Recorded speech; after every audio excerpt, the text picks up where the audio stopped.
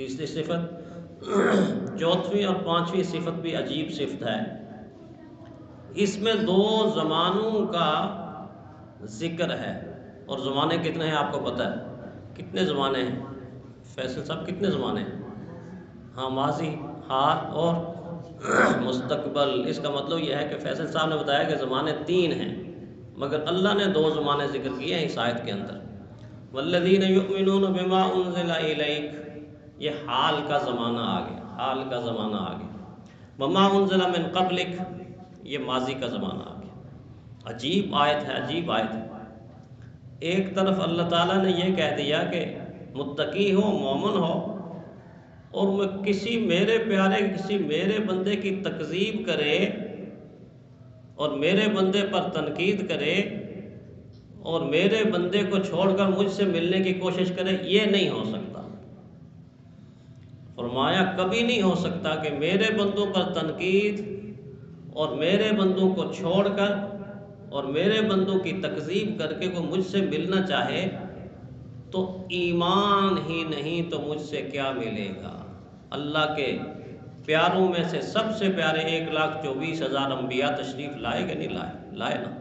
اللہ نے کہا سب سے پہلے مومن کی نشانی یہ ہے کہ وہ ان پر ایمان لاتے ہیں کہ جو آپ سے پہلے گزر گئے ہیں. جب آپ سے پہلوں پر ایمان ہوگا تو نتیجہ کیا ہو گیا کہ پہلی نشانی پر آ جائیں، اس پر بھی ایمان رکھتے ہیں جو آپ پر نازل ہوا، اس پر بھی ایمان رکھتے ہیں جو آپ پر نازل ہوا.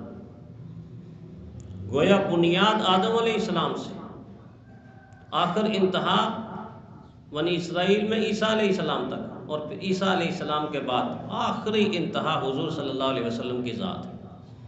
ماضی بھی آ گیا اور حال بھی آ گیا، لیکن تیسرے زمانے کو ذکر نہیں کیا اللہ تعالیٰ نے. تیسرے زمانے کو ذکر اس لیے نہیں کیا کہ یہاں پر اللہ تعالیٰ ختم نبوت کے عقیدے کو سمجھا رہے ہیں، ختم نبوت کے عقیدے کو سمجھا رہے ہیں. ویسے تو ترتیب کے لحاظ سے یہ پہلی ختم نبوت کی دلیل بنتی ہے، لیکن اگر اس سے پہلے بھی دیکھا جائے تو ذالک الکتاب لا ریب فیہ، یہ دراصل پہلی ختم نبوت کی دلیل بن سکتی ہے. کیسے بن سکتی ہے؟ جب ہم یہ کہتے ہیں کہ اللہ فرماتے ہیں اس کتاب میں کوئی شک نہیں، تو کیا شک نہیں؟ کوئی ایک بات تو نہیں ہے نا. اس کتاب میں کوئی شک نہیں کہ یہ اللہ کی کتاب ہے. اس کتاب میں کوئی شک نہیں کہ یہ سچی کتاب ہے. اس کتاب میں کوئی شک نہیں کہ جبرائیل امین اس کو لے کے آئے. اس کتاب میں کوئی شک نہیں کہ حضور کے قلب مبارک پر نازل ہوئی. اس کتاب میں کوئی شک نہیں کہ یہ کتاب تبدیل نہیں ہوگی. اس کتاب میں کوئی شک نہیں کہ اس کا ذمہ اللہ نے خود لیا ہے، اس میں تبدیلی تحریف ہو ہی نہیں سکتی. اس کتاب میں کوئی شک نہیں کہ یہ کبھی مٹائی نہیں جائے گی، ہمیشہ کے لیے رہے گی. اور اس کتاب میں کوئی شک نہیں کہ آسمانی کتابوں میں سے سب سے آخری کتاب ہے. جو ختم نبوت کی دلیل لا ریب فیہ کے اندر ہی آ گئی. یہ کوئی شک نہیں، اس کے بعد کوئی کتاب نہیں آنی. ہزاروں پمفلٹ، ہزاروں رسالے، ہزاروں دنیا کی کتابیں آئیں گی، مگر آسمانی کتاب جو آ گئی ہے اس سے پہلے آ گئی ہے، اس سے بعد میں نہیں آ گئی.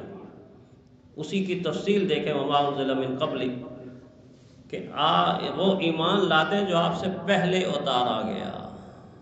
اگر رحمت کائنات صلی اللہ علیہ وسلم کی ذات گرامی کے علاوہ نبوت کا دروازہ کھلا ہوتا تو پھر یہاں تیسرے زمانے کا بھی ذکر ہوتا. حالانکہ زمانے واقعی تین، دو زمانوں کا ذکر کر کے فرمایا بس اتنا ہی ہے کہ یہ زمانے جتنے گزر گئے ہیں وہ سارے کے سارے زمانے ملا کے آپ کا زمانہ ان کا خلاصہ بن گیا. اس نے کہا نا اس سے پہلے کا جو ماضی تھا، احمد الدین قاسمی نے، اس سے پہلے کا جو ماضی تھا ہزاروں کا صحیح، لاکھوں کا صحیح، اب جو تا حشر کا فردہ ہے آنے والا وہ تنہا تیرا. بڑے عجیب بات بیان فرمائی کہ اس سے پہلے کا ماضی تقسیم ہو گیا، ٹکڑے ٹکڑے ٹکڑے ٹکڑے. یہ آدم ہیں، یہ شیش ہیں، یہ نوح ہیں، یہ ابراہیم ہیں، یہ اسماعیل ہیں، یہ اسحاق ہیں، یہ یعقوب ہیں، یہ یونس ہیں، یہ یوسف ہیں، اور یہ موسیٰ ہیں، یہ عیسیٰ ہیں، یہ داؤد. ٹکڑے ٹکڑے کر کے یہ آپ کا حصہ، یہ آپ کا حصہ، یہ آپ کا حصہ، یہ آپ کا حصہ. اس سے پہلے کا جو ماضی تھا ہزاروں کا صحیح. لیکن جب عیسیٰ علیہ السلام آ گئے اور اس کے بعد آقا تشریف لائے، اب جو تا حشر کا فردہ ہے وہ تنہا تیرا. اب حشر تک جو زمانہ آئے گا، اے آمنہ کے لا وہ اکیلا تمہارا زمانہ ہے، بلکہ اس سے بھی زیادہ یہ کہا گیا کہ وہ زمانہ بھی آپ ہی کا زمانہ تھا، فرش سے تا عرش تک سارے زمانے آپ کے، میرے اللہ کے خزانے ہیں، خزانے آپ کے۔ تو یہ ختم نبوت کی دلیل اس لیے بنتی ہے کہ یہاں تیسرے زمانے کا ذکر، تیسرے زمانے کے بعد اللہ نے خود اس آیت میں فرمایا کہ جس نشانی پر، علامت پر تم ایمان لا رہے ہو، آخری پانچویں نشانی، دراصل تیسرا زمانہ اسی کا زمانہ ہے۔ وَبِالْآخِرَةِ هُمْ يُوقِنُونَ، آخرت کا ذکر پانچواں آخری کیا۔ حضور صلی اللہ علیہ وسلم کے پاس جو زمانہ ہے وہ چلتا جائے گا، چلتا جائے گا، چلتا جائے گا، چلتا جائے گا، اس کے اینڈ پر آخرت تو آ سکتی ہے اور کچھ نہیں آ سکتا، نبوت کے اعتبار سے کچھ نہیں آ سکتا۔ ویسے تو پیارے پیغمبر صلی اللہ علیہ وسلم کی ذات انور کے بعد دنیا میں ہادیین آئیں گے، ہادیین آ سکتے ہیں، مبلغین آ سکتے ہیں، واعظین آ سکتے ہیں، آتے رہے، آ رہے ہیں، محدثین آئیں گے، مفسرین آئیں گے، محققین آئیں گے اور داعیین آئیں گے، سارے کے سارے آئیں گے، مگر نبیوں میں سے کوئی نبی نہیں آ سکتا۔ نبی پیارے پیغمبر صلی اللہ علیہ وسلم کے بعد کوئی نہیں آ سکتا۔ سچا نبی، جھوٹے تو ہزاروں کی تعداد میں پیدا ہوئے اور اب بھی ان کا گویا کہ لوگ چرچا کرتے ہیں جھوٹے نبیوں کا، لیکن سچا نبی کوئی نہیں آ سکتا۔ تو آخری نشانی اور آخری علامت وَبِالْآخِرَةِ هُمْ يُوقِنُونَ، آخرت پر یقین رکھتے ہیں، آخرت پر یقین رکھتے ہیں۔ ایک بات اور سن کے میں اس کو ختم کروں گا انشاءاللہ، جو کہ جلدی ہے آج، کہ دیکھیں 5 نشانیاں آپ نے پڑھی۔ قرآن حکیم کا اسلوب یہ ہے کہ قرآن حکیم چیزوں کو ترتیب سے بیان کرتا ہے، اور جس ترتیب سے کوئی چیز آگے جا رہی ہوتی ہے، دوسری چیز اس سے زیادہ ضروری، تیسری اس سے ضروری، چوتھی اس سے ضروری، پانچویں اس سے زیادہ ضروری ہوتی ہے، یوں ترتیب ہوتی ہے۔ جیسے سادہ سی مثال لیں، انبیاء سارے فضیلت واتے ہیں، لیکن فضیلتیں بڑھتی بڑھتی بڑھتی بڑھتی حضور صلی اللہ علیہ وسلم آئے تو ساری فضیلتیں حضور کی ذات میں جمع ہو گئیں، آخری نبی آ گئے، آخری نبی، آخری نبی۔ اسی طرح کہیں حرام کا تذکرہ ہوگا تو اللہ بتائے گا حرام یہ ہے، حرام یہ ہے، حرام یہ ہے، حرام یہ ہے، 4 بتا کے تو چوتھا حرام سب سے زیادہ حرمت والا، یعنی اس کے قریب تک نہیں جانا۔ یہاں پر بھی ایمان بالغیب بھی ضروری، نماز بھی ضروری، انفاق فی سبیل اللہ بھی ضروری، پہلے انبیاء پر ایمان لانا بھی ضروری، آپ پر ایمان لانا بھی ضروری، لیکن فرمایا وَبِالْآخِرَةِ هُمْ يُوقِنُونَ، ان ساری کی ساری چیزوں پر اگر روح پیدا ہوگی تو وہ آخرت کے یقین سے ہوگی۔